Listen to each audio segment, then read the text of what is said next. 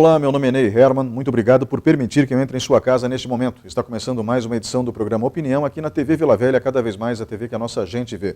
Hoje nós vamos falar sobre Pitágoras, um dos maiores gênios da história da humanidade. Comigo no estúdio está o livre pensador e advogado Tito Fonseca. Obrigado pela sua presença hoje aqui. A honra é toda minha, Ney. Vamos agora para um breve intervalo e voltamos em instantes. Programa Opinião. Apoio Supermercados Tozeto, bem mais que um supermercado. Olá, estamos de volta com o segundo bloco do programa Opinião. O tema de hoje, Pitágoras. Comigo no estúdio, o livre pensador e advogado Tito Fonseca.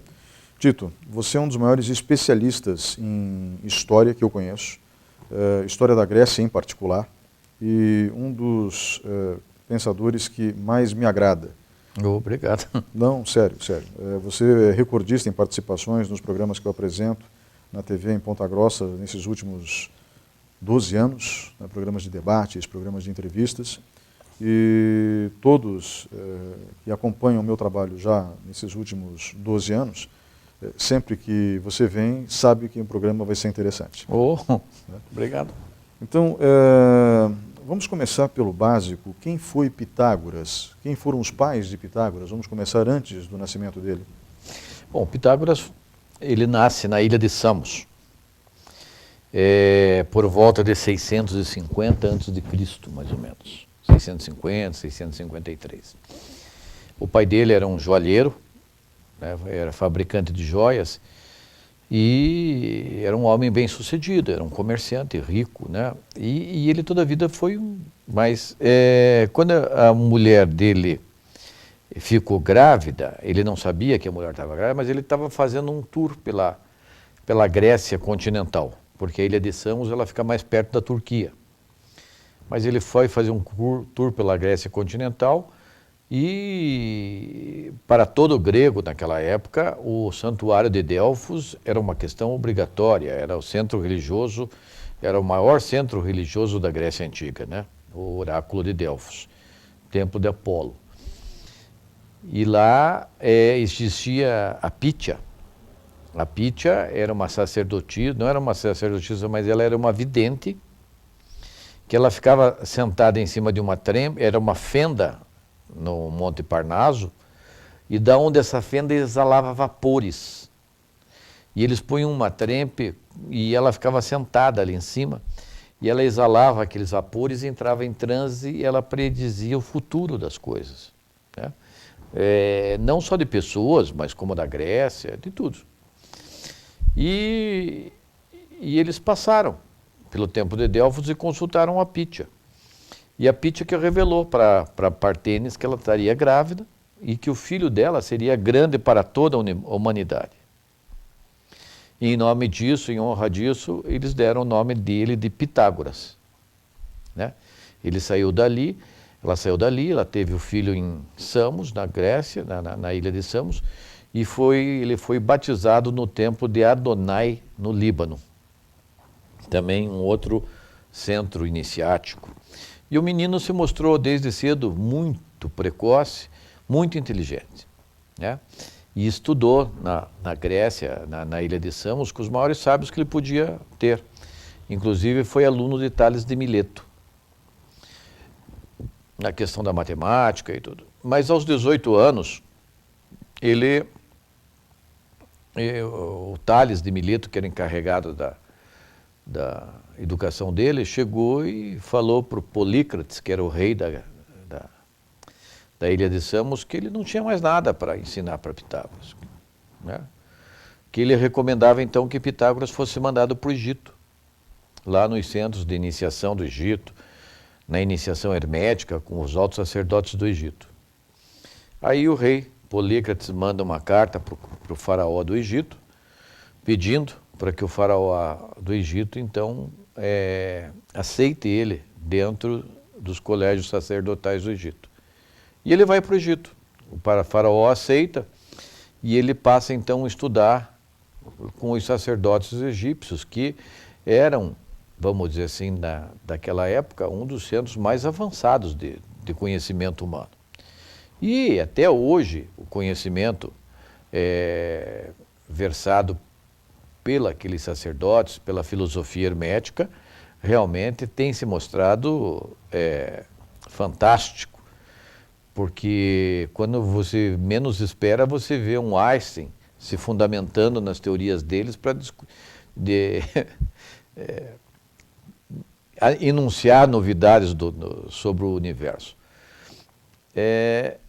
E o Pitágoras, então, ficou ali, se formou, né, e chegou ao último nível da iniciação do Egito, só que o Egito sofreu uma grande catástrofe. Ele foi dominado por Cambises, que era filho de Ciro, imperador da Pérsia.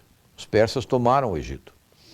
E ele foi levado para a Babilônia como escravo, né?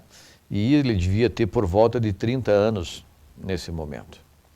E ele vai para a Babilônia e ele fica, 35 por aí. E ele fica na Babilônia até os 50 anos. E só que a sorte dele, e lá na Babilônia, então, daí ele tem um contato também com a alta escola iniciada da Índia, né? E também da Pérsia, né? Porque eram os zoroastristas, os seguidores de Zoroastro.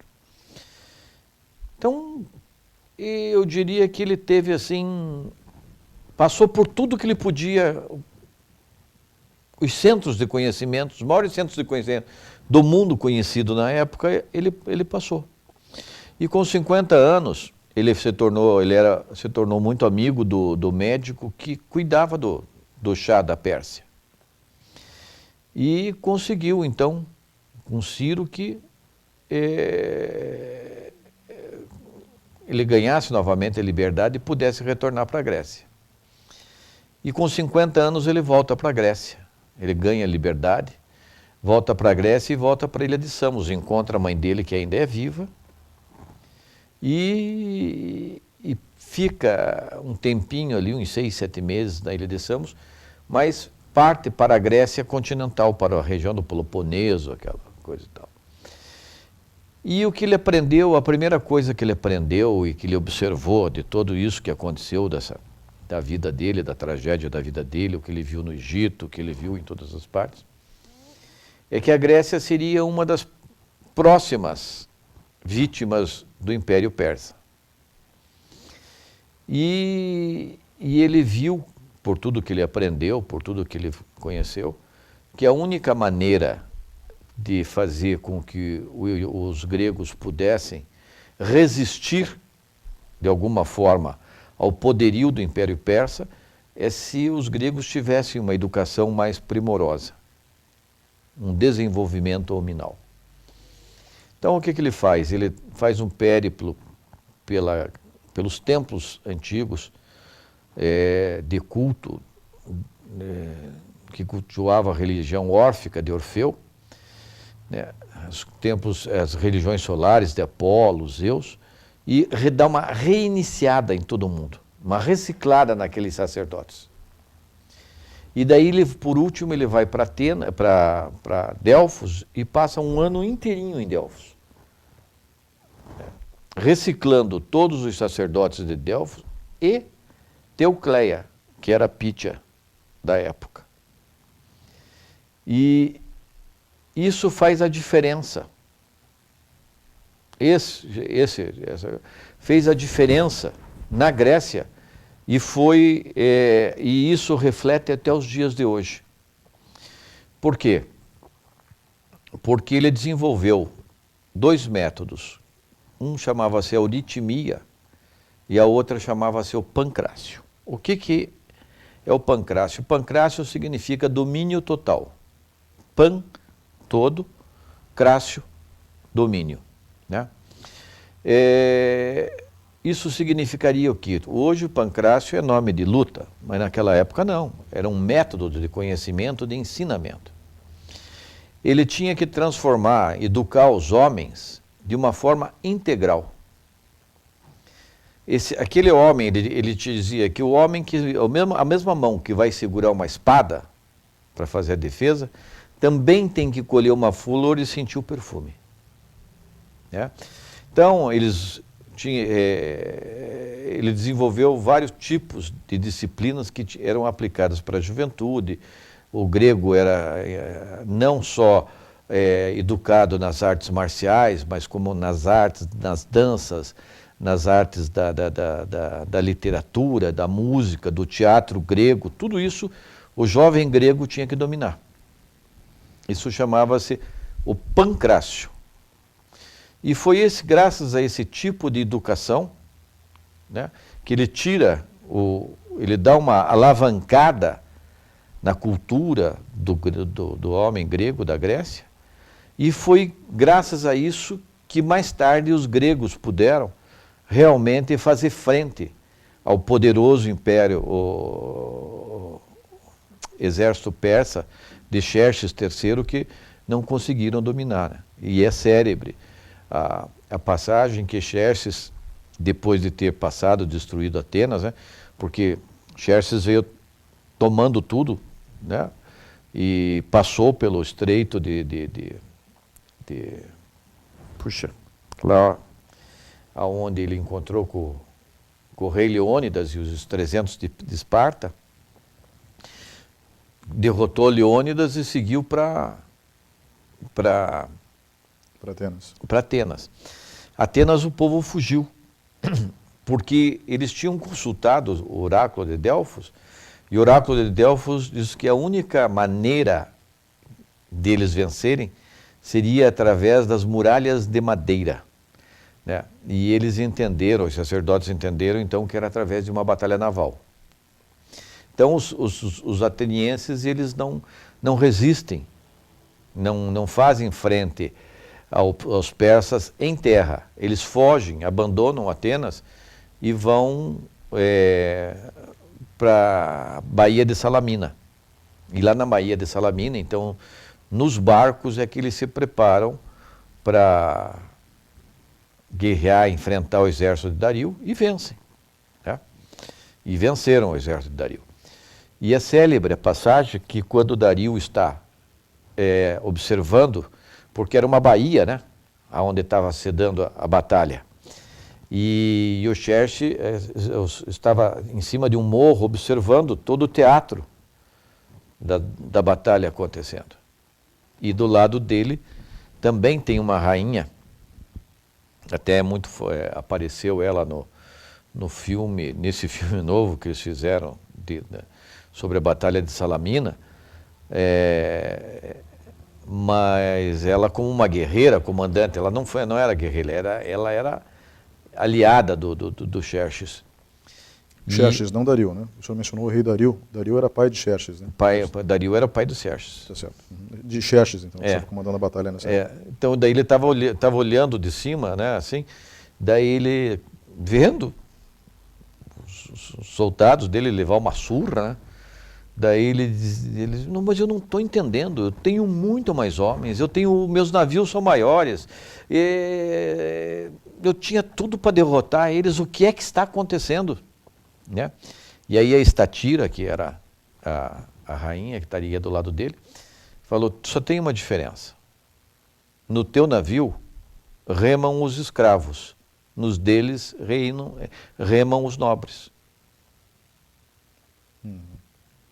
Ou entendeu? Seja, homens que eram senhores de seus destinos. Exatamente. Eram homens livres, homens educados, homens que sabiam o que estavam defendendo. Os outros eram escravos, que estavam lutando para defender um rei. Então, se ali Xerxes tivesse ganhado aquelas batalhas, a Grécia teria acabado.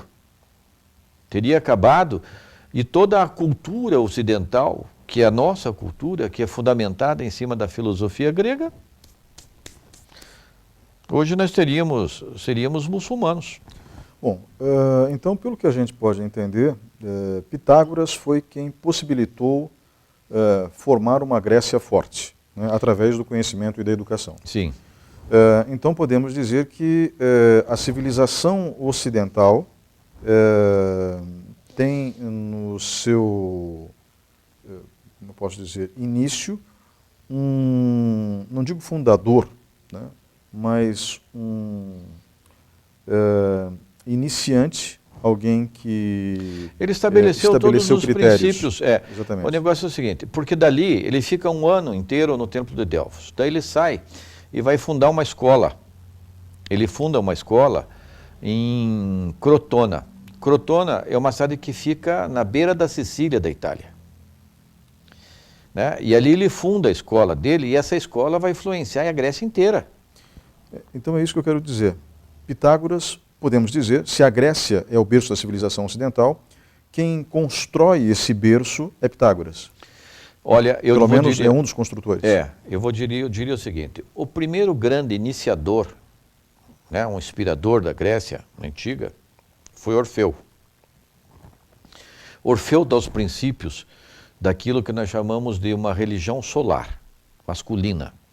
Porque antes imperava na Grécia uma religião feminina, das bacantes, dos cultos de Baco, das orgias, daquelas coisas.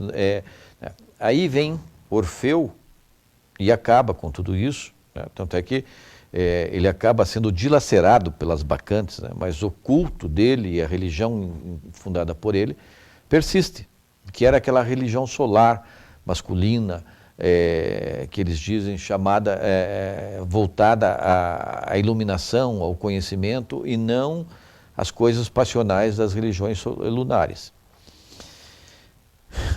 Então, Orfeu nós colocaríamos assim como se fosse o amanhecer da Grécia. É o sol surgindo no horizonte, depois de uma longa noite de orgia. Então o sol surge com Orfeu. O meio-dia da Grécia é Pitágoras. E o ocaso da Grécia, quando ela é inclusive depois tomada por Roma, seria com Apolônio de Tiânia. Então, seria todo um conhecimento. Quem estabelece todos os princípios, depois que vai influenciar Sócrates, Platão, Aristóteles, é Pitágoras. Então, Pitágoras acaba norteando valores para a Grécia de seu tempo. Sim. Seria mais ou menos isso. Exatamente. E acaba fundando o que fica conhecido mais tarde como Escola Pitagórica. A escola correto? pitagórica. A escola de Crotona. E a escola de Crotona influencia os pensadores subsequentes. Sócrates é tido como o primeiro filósofo, embora isso seja controverso, né? Porque o senhor mesmo falava antes da gente iniciar a gravação da entrevista que o pai da filosofia é o próprio Pitágoras. Veja bem, de onde que vem o termo filósofo? Quem inventou esse termo foi Pitágoras. Ah, perfeito. E um dia ele estava ele foi para Olímpia, porque ele foi convidado, por ocasião das Olimpíadas, ele foi convidado pelo rei da Olímpia para assistir os jogos, aquela coisa arada toda, e ele foi. E quando ele chegou lá, o rei fez questão de recepcionar, coisa e tal, e quando recepcionou ele dentro da corte, ele apresentou para os nobres e para todo mundo que estava lá, olha, hoje nós estamos recebendo um grande sábio, Pitágoras, coisa e tal. Daí ele falou, não, você está errado, eu não sou sábio não. Ah, mas você não é sábio? Nós temos você. Não, eu sou um filósofo. Daí ele falou, mas o que significa ser filósofo? Amigo da sabedoria. Não é sábio. E depois, o próprio Sócrates, parafraseando ele, diz que quando o oráculo de Delfos também falou que ele era o homem mais sábio da Grécia, eles não, estão errados, porque a única coisa que eu sei é que eu nada sei. Daí o oráculo é justamente por isso que você é sábio. Porque aquele que acha que sabe é o maior burro. Normalmente nos dias de hoje também, né? Exatamente. A máxima é verdadeira. É verdade. Então o Pitágoras lança, daí ele falou, daí o rei de Olímpia perguntou, mas a troco do quê, né? E daí, o que faz um filósofo?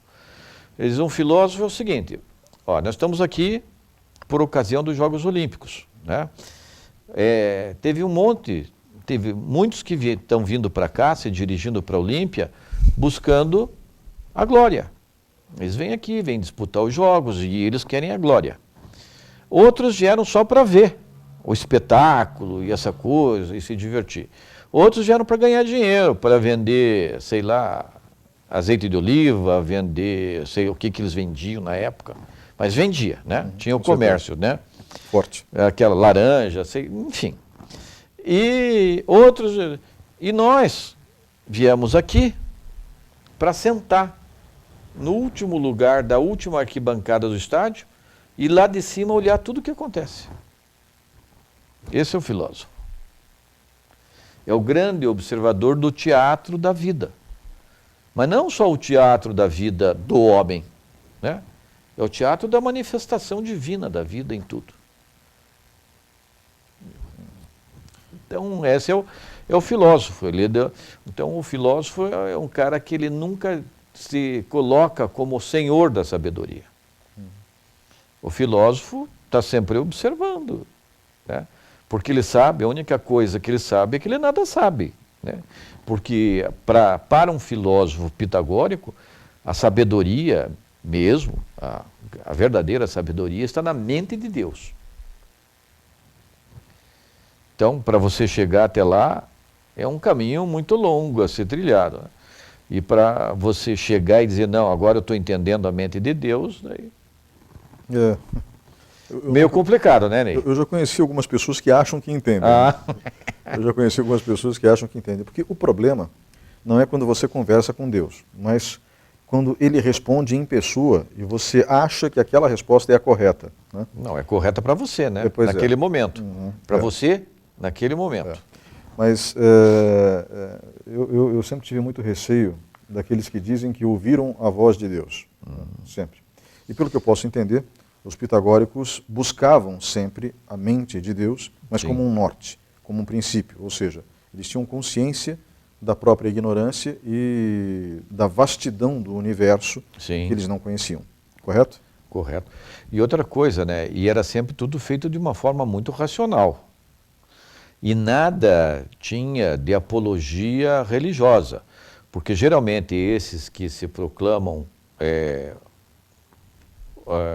que ouviram a voz de Deus e que Deus conversou com eles e que disse verdade, são os grandes profetas, essa coisa. O objetivo sempre é subjugar alguém, ou uma cidade, ou um povo, né? E dizer que ele é o arauto divino. Os pitagóricos jamais, né? A busca pitagórica sempre se dá através da razão. Por isso a matemática. E por isso que Pitágoras dizia que Deus escreveu, a linguagem pela qual Deus escreveu o universo foi a matemática. Porque através você pode reduzir tudo a uma fórmula matemática. Isso é verdade. Einstein que o diga. Sim, né? Tudo você pode. E isso tudo ele aprendeu com os egípcios. Nós vamos continuar esse assunto, senhor Tito Fonseca, daqui a pouquinho. Vamos para um breve intervalo e voltamos em instantes.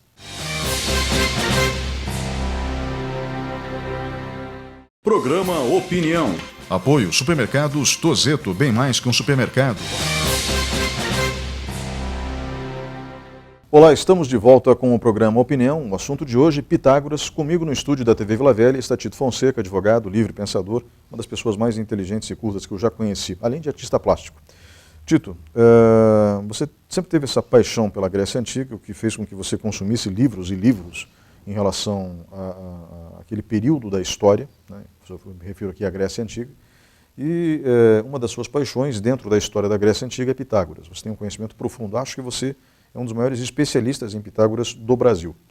E eu gostaria que você continuasse a sua explanação. No bloco anterior a gente falou sobre a vida de Pitágoras, como ele foi importante na história da Grécia, inclusive, por consequência, na história do Ocidente, porque quem resiste ao Império Persa é a Grécia, e essa resistência só foi possível por conta dos ensinamentos trazidos por Pitágoras quando ele retorna à Grécia já aos 50 anos, após ter passado por praticamente todos os grandes centros de conhecimento da época antiga, tirando a China. Mas ele ficou conhecendo... Mas ele teve contato com os chineses também? Teve também? Claro, porque quando ele estava lá na Mesopotâmia, lá na Babilônia, ali a China e a Índia estavam um passo dele, né?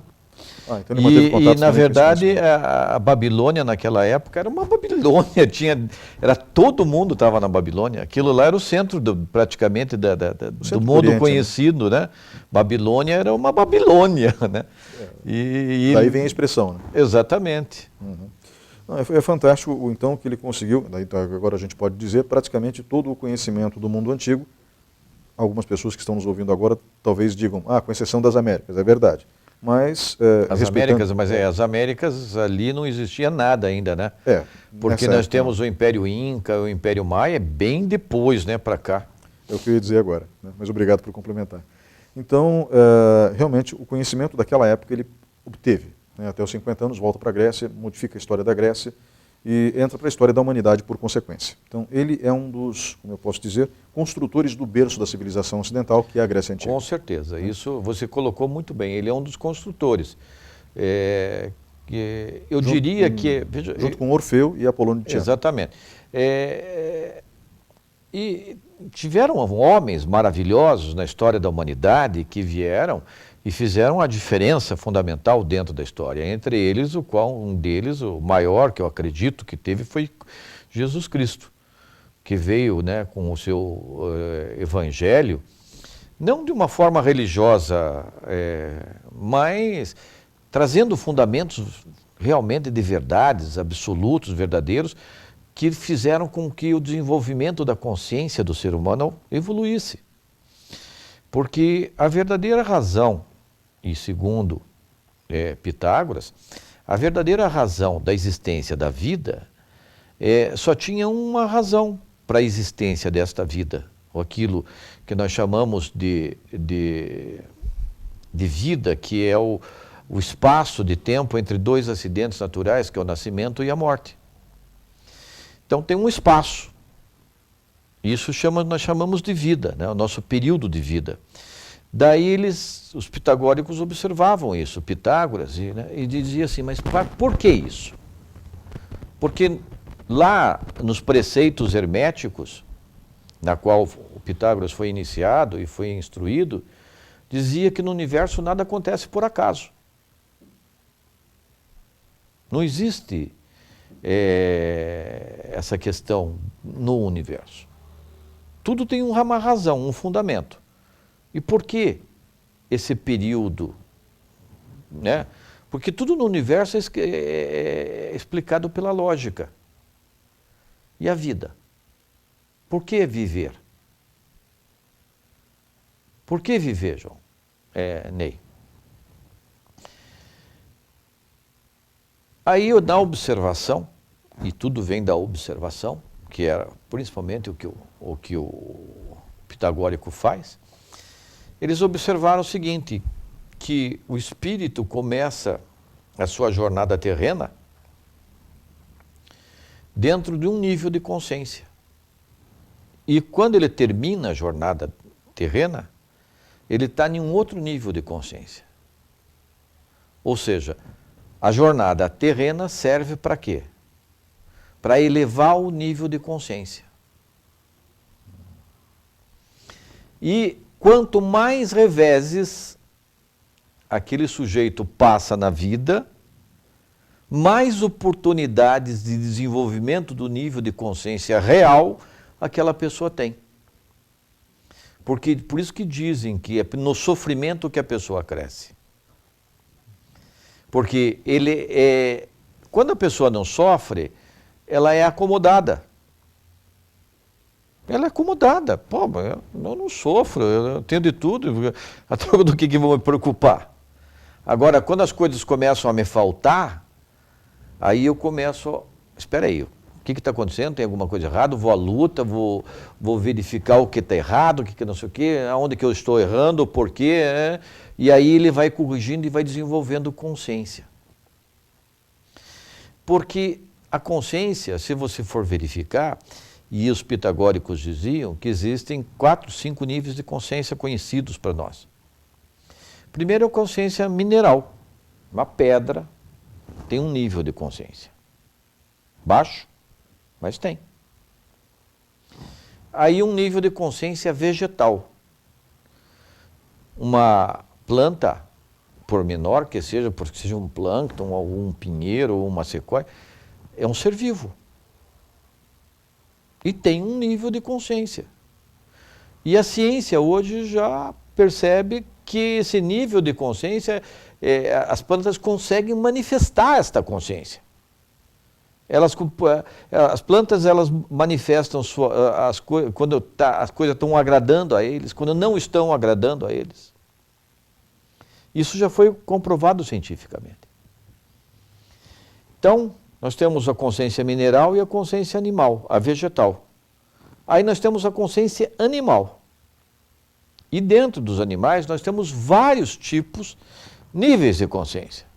Desde uma ameba lá embaixo, de uma lombriga, de uma lagartixa, né, até um homem, porque nós somos animais.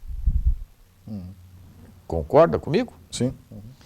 Né? Então, só que o homem, quando chega na consciência animal, ele passa para aquilo que ele chama-se consciência hominal.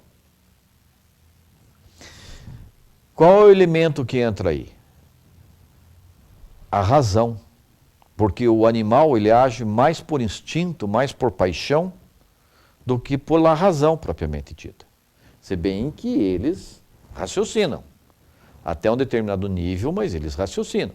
Eu não sei se você tem um animal, se você tem um cachorro, um gato, alguma coisa, mas quem tem um animal e que consegue conviver com o animal, percebe que ele interage com você, ele raciocina, ele sabe o que é, ele entende, sabe? Mas é um nível baixo, mas ele tem. Aí nós entramos no homem. O homem, né, parte, que é aquilo que a gente chama de... gente não, ele chamava o homem número 1. É o homem básico. É aquele homem praticamente instintivo. Ele age praticamente por instinto. Então, a primeira necessidade dele é ganhar dinheiro. Porque ele tem que prover. O dinheiro é o que provê. Né, as necessidades, a casa, a comida, não sei o quê, o lar, a família, essa coisa arada toda. Então ele tem que sair à luta. E é uma luta. Né, e a preocupação dele, não, eu tenho que ganhar dinheiro, coisa e tal. Ele não se preocupa mais com nada. Aí depois que esse homem está lá com a sua caverna garantida, tem uma caverna, está garantida, tem bastante comida lá dentro da caverna, o que ele faz? Ele pega e começa a olhar, porra, mas o meu vizinho lá está sem comida, se eu sair ele vai vir querer comer o meu. Ele começa a ter um outro tipo de preocupação. Então ele diz, não, então eu vou fazer o seguinte, eu vou me aliar com o vizinho, nós vamos caçar junto, vamos fazer não sei o quê, porque daí nós vamos ampliar nossa questão de segurança, não sei o quê, Ele passa a ser o homem político. Nível de consciência se desenvolvendo. A hora que ele é um chefão político, ele está bem guarnecido, está tudo, daí ele pensa, pô, e daí, e agora? E agora? E por enquanto ele estava olhando só na horizontal. Aí ele passa a olhar para cima. Porra, mas e daí, né? Aí vem a religião. A ligação do homem na busca de Deus, na busca E a partir do momento que ele consegue um entendimento maior, né, não só naquela questão do fanatismo religioso, mas que ele parte para um nível de compreensão do universo, que ele atinge aquele estado que o Einstein dizia, que perguntavam qual era a religião dele, que ele dizia que a minha religião é uma religião cósmica, ele passa a ser um artista. Artista no sentido não de que, mas de ter uma compreensão maior do abstrato. Ele consegue perceber o abstrato. Porque tudo, Ney, dentro dessa jornada, vai da percepção. Então, fazendo um resumo até agora, dentro do nível de consciência hominal, como o senhor disse, nós Pelo temos... amor de Deus, senhor não. Tá certo, somos amigos. Então vamos lá. Dentro da consciência hominal, nós temos uma consciência básica, ou seja, a necessidade de sobrevivência, a consciência política, quando nos interrelacionamos, né? Uma consciência abstrata, quando percebemos a existência de algo superior a nós mesmos. Exatamente. E essa consciência abstrata, superior à consciência, obviamente, básica de sobrevivência, superior à consciência política, que é uma concepção, ou a compreensão do abstrato, né, que é uma compreensão, uma consciência, um nível de consciência superior, porque nos abrimos para outras possibilidades que não são, como dizem os católicos religiosos, mundanas. Exatamente. Né? Então, essas três consciências, elas... Homem número 1, 2 e 3. Isso faz parte do pensamento pitagórico. Faz parte do pensamento pitagórico. Ou seja, foi projetado por Pitágoras, enunciado por Pitágoras. Exatamente, fazia parte do ensinamento dele, né? Aí daí quando ele diz o seguinte, daí quando o homem transcende essa questão religiosa e passa a ter uma compreensão mais, porque o religioso é aquela coisa, é porque o santo, porque eu não sei o que, chega a ser até uma coisa fanática, né? Quando ele começa a perceber Deus através da razão, né, e um grande iluminado moderno, vamos colocar assim, que foi o Papa João Paulo II, que foi um grande Papa que nós tivemos, um homem excepcional, tanto é que ele conseguiu extrapolar os muros do Vaticano, né? Porque quando esse homem morreu, estava lá todo mundo pleiteando ele, era judeu, era muçulmano, era indiano, era todo mundo. Sim. Né? Ele não era uma coisa de católico, ele transcendeu os muros do Vaticano. É verdade. Né? Você veja bem, o que ele ditou uma encíclica dizendo, chamada Fides et Ratio, fé e razão. Para você chegar até Deus, você tem que ter a razão, não adianta ter só fé. A fé é importante, mas tem que ter a razão. É a razão, é a consciência iluminada é que vai fazer conseguir perceber Deus. E a palavra é perceber. Né? O que faz aumentar o nível de consciência? A tua capacidade de percepção. Não só nós, de qualquer ser vivo na Terra. Quando você aumenta a tua capacidade de percepção, você consegue entender coisas mais. E isso depende do teu desenvolvimento mental e intelectual. Entende? Então era esse o trabalho que era feito por Pitágoras, para que justamente tirar aquela juventude, os homens da Grécia de uma condição de ignorantes completos, de camponeses, para transformar em homens. Era um centro de desenvolvimento hominal. Entende? Sim. Então, o homem tinha que ser integral, ele tinha que ser desde o cara que pega na espada e vai lá lutar com o sujeito, cara a cara, até o cara que dança, o cara que pinta, o cara que esculpe. Então, até que eles foram, em termos de arte, tudo era uma obra de arte para eles. Eles construíam o Partenon, o edifício era uma obra de arte. Faziam uma escultura, as mais belas, as mais impressionantes, até hoje que existem nos museus, são gregas, antigas. Ou, no mínimo, sob inspiração grega. Sob inspiração grega. Quer dizer que, então, daí você... dele. Tanto, uma vez eu li um livro do Vitor Civita, que era o dono da Abril, né? Dono da Abril, acho que, né? E ele fez, ele estava uma coleção que chamava-se Mitologia, e na abertura, ele faz a abertura, a introdução, daí ele dizia assim que os gregos conseguiram atingir um nível de altura, de desenvolvimento mental, que jamais o homem moderno sequer chegou perto. Hoje, nós... E realmente, eles voaram muito alto, Ney. Sabe? Eles voaram muito alto. Quando você começa a entender... Né? Aí, por exemplo, os egípcios antigos, lá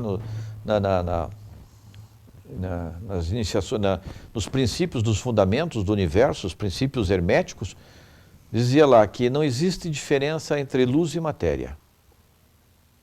Existe diferença de nível... somente o que diferencia é o seu nível de vibração. Isso aí Egito de 5.000 antes de Cristo. Ou seja, 7.000 antes do nosso ano. Eles diziam isso. Aí vem o Einstein, em 1940, e diz que energia é igual a massa vezes a velocidade da luz ao quadrado. E faz a revolução. Eles já sabiam disso, Ney. Eles dominavam isso.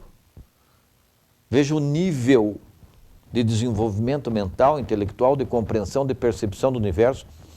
Pitágoras sabia que a Terra era redonda, que o Sol que o sistema solar era heliocêntrico, conhecia a rotação dos planetas, deram nome para os planetas, estabeleceu as 7 cordas musicais, o princípio do 7 na criação do universo, que tudo se manifesta, as coisas que se manifestam através das sete leis, as 7 cores da natureza, as 7 cores do espectro solar, as 7 cordas musicais, tudo isso foi revelado por eles, né? E Pitágoras esteve no centro dessas discussões envolvendo todas essas descobertas. Tudo, sempre. Ele estava no centro. Ele morreu com 94 anos. Ele criou a escola dele, em Crotona, com 50 anos, e ele passou mais praticamente 50 anos instruindo o povo grego, ensinando o povo grego, porque ele não se concentrava só em Crotona. Ele estava ali, a escola estava ali, coisa e tal, mas ele percorria a Grécia inteira a convite dos reis, porque cada cidade era uma cidade-estado, né? Então, era uma coisa muito complicada de manter a união da Grécia. Mas ele sabia que se ele não fizesse isso na Grécia e não fizesse o povo grego ter uma identidade, apesar da diversidade, porque as cidades eram cidades-estado, mas eles tinham uma unidade. Inclusive a língua, né? A língua e a religião. E isso fez toda a diferença. Fez toda a diferença. Na sobrevivência deles. E também no reflexo daquilo que nós somos hoje. Porque depois de Alexandre o Grande da Macedônia, daí que Roma vem e domina a Grécia. Mas domina, entre aspas, eu não sei se a Grécia foi quem dominou Roma ou Roma dominou. Porque todo o conhecimento, toda a grande sabedoria, toda a cultura grega foi assimilada pelos romanos. Inclusive o panteão de deuses, né? Só muda os nomes. Sim, claro. Não, e os deuses só mudavam os nomes, adaptados, mas eram tudo os mesmos fundamentos. Né? E a disputa, né, por os imperadores, Nero queria disputar nas Olimpíadas como atleta. Não só Nero, mas outros, né, que foram desafiados. Enfim, até a chegada do cristianismo, que foi um período de obscurantismo. O cristianismo, na verdade, primitivo e principalmente depois do Concílio de Nicéia, foi uma coisa muito complicada na história do desenvolvimento. Nós tivemos 2 grandes quebras na linha de desenvolvimento do ser humano. A primeira quebra se dá com o cristianismo. Não por culpa de Cristo, né? Não, vejam bem, eu já digo que também, Jesus Cristo não era cristão. Ele não era cristão. Né? E outra coisa, tem um filme muito bonito para ser visto disto. Chama-se Alexandria, o nome do filme. É um filme feito pelo Ministério da Cultura da Espanha. É muito bonito. Conta a história da Hipátia, que foi a última grande diretora da Biblioteca de Alexandria, antes dela ser destruída pelos cristãos. Infelizmente, os cristãos primitivos, vamos colocar Sim, dessa forma, claro. agiram de maneira irracional. Veja bem. Diga-se passagem, por influência do próprio Império Romano. Claro, porque o Concílio de Nicéia instituiu, o que institui o cristianismo, institui a Igreja Católica, ele institui como instrumento político, né? Ele transforma a religião em um instrumento político. O que não era até então. Não. Né? O que não era, quando era de Cristo, tanto é que o evangelho mais bonito que eu conheço, né, é o Evangelho de São Tomé. Por quê?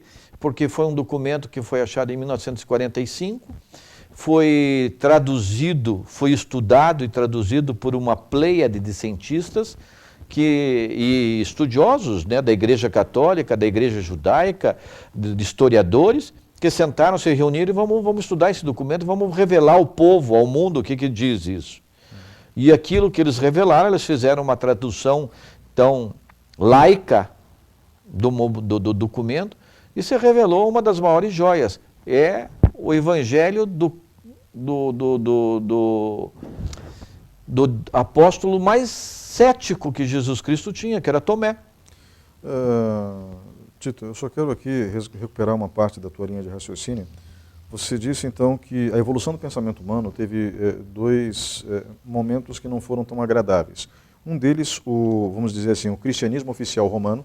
Não vamos falar do cristianismo como um todo, mas esse cristianismo oficial romano. Não tem nada com o evangelho de Jesus Cristo. Exato. Jesus Cristo é grande, é a maior, eu diria que é a maior joia da coroa de Deus, está lá Cristo, iluminador. É uma coisa, ele é uma coisa. Agora, o que foi feito em nome dele foi outra coisa. Inclusive coisas horrorosas como as cruzadas, por exemplo. Cruzadas,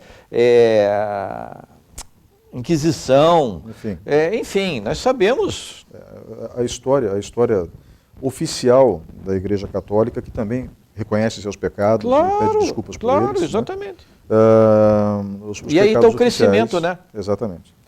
Os pecados cometidos de maneira registrada, que foram registrados na história, não há como fugir deles, uma das questões mais importantes que existe dentro da religião da Igreja Católica é a confissão.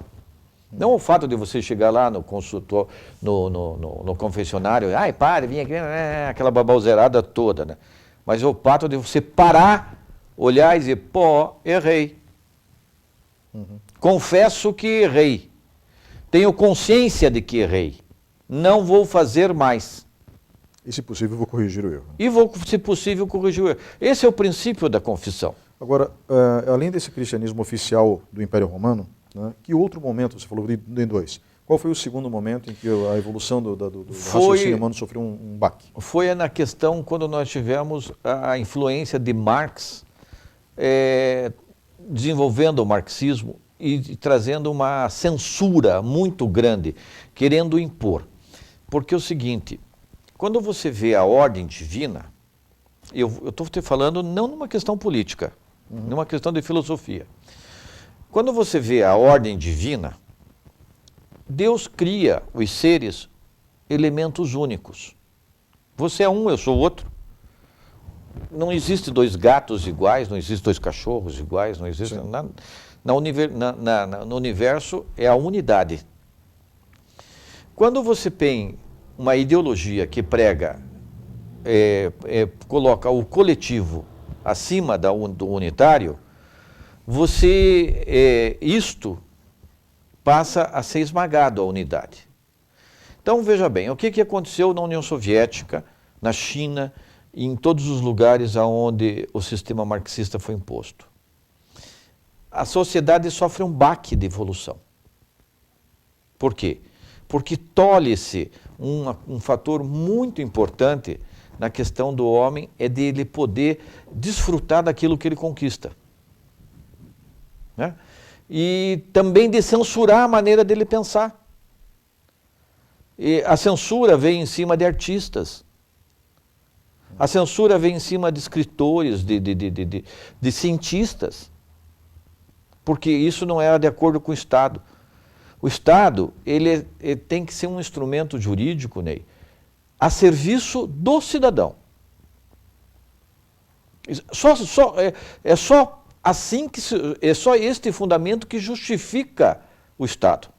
Perfeito. Certo? A hora que o Estado inverte a situação, que o cidadão está para o Estado, aí vira ditadura, deixa de ter uma razão de ser. Por quê? O que significa? O que é um Estado? Eu, você, os outros aqui, temos esse território aqui. É nosso. Nós nos reunimos e, como é que nós vamos criar leis aqui para o nosso benefício comum? Correto? Mas eu tenho que preservar a minha identidade, você a tua, cada um a sua, Mas só que nós vamos ter um momento que nós temos algo de interesse em comum. Então essa é a res pública, a coisa pública. Então a coisa pública tem que ser administrada pelo Estado em benefício do cidadão. Mas nós não podemos ter censura. O cidadão nunca pode ser censurado. E aí nós voltamos para um conceito grego, que é o conceito da democracia. Exatamente, né? Democracia é o governo do povo, né? O povo tem que ser ouvido. E isso vem de Pitágoras. Porque o cidadão era, enquanto você, era aquilo que a Temístocles falava para o Xerxes. Lá estão os nobres remando. Cada um sabe pelo que está lutando. Agora os escravos. Não, os Estados lutavam pelo Estado. Entendeu? Sim. Então, a minha questão com essa questão do marxismo, essa questão, não é uma questão de dinheiro, não é uma questão de propriedade, não é uma questão, é uma questão filosófica, é uma questão de liberdade.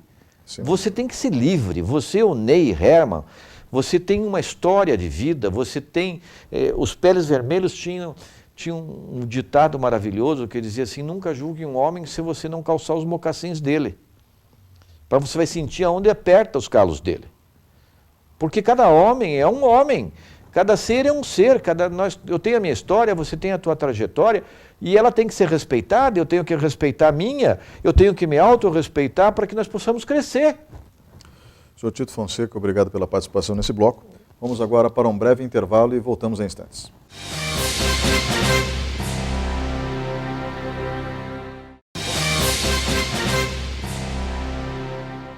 Olá, estamos de volta com o quarto e último bloco do programa Opinião. O assunto de hoje, Pitágoras. Comigo no estúdio está o livre pensador e advogado, além de artista plástico, Tito Fonseca. Tito, obrigado pela sua participação hoje aqui. Eu gostaria que você encerrasse o programa dando alguma orientação de leitura, ou até mesmo cinematográfica, caso exista, onde as pessoas possam aprender um pouco mais sobre a história de Pitágoras e principalmente o pensamento pitagórico. Olha, a história de Pitágoras, ela é muito restrita, porque quando a escola de Crotona praticamente foi destruída, né, ela passou a ser secreta. O pitagorismo passou a ser praticamente uma sociedade secreta. Mas existem livros, hoje, se vocês procurarem, existe um grande livro que não fala só de Pitágoras, mas fala de todos os homens, dos maiores homens, os grandes iniciados que eles dizem, homens que vieram e iluminaram a mente dos homens da humanidade. Chama-se Os Grandes Iniciados, de Eduardo Churret. É um livro maravilhoso desse livro. E o filme, né? Eu já falei e vou repetir, procurem assistir Alexandria. Conta a história de Hipátia, certo? É uma história, ela era era uma mulher, né, que era coisa rara, mas foi diretora da Biblioteca de Alexandria e foi ela quem descobriu que a Terra fazia um movimento, não girava em círculo em torno do Sol, mas fazia uma elipse, né, que dá hoje, e ela definiu os equinócios e os solstícios, né? E mostrou que a Terra girava em torno do Sol em forma de elipse, isso naquela época, né? E foi morta, apedrejada e foi esfolada viva pelos cristãos por ser herege. Eu agradeço muito sua presença hoje aqui, Tito. Obrigado por dividir o seu conhecimento conosco. Opa, é um prazer, né? Você sabe que bater um papo assim, às vezes no mundo de hoje é meio raro, né? Mas eu estou sempre à disposição quando precisarem de mim e estamos aí. Obrigado.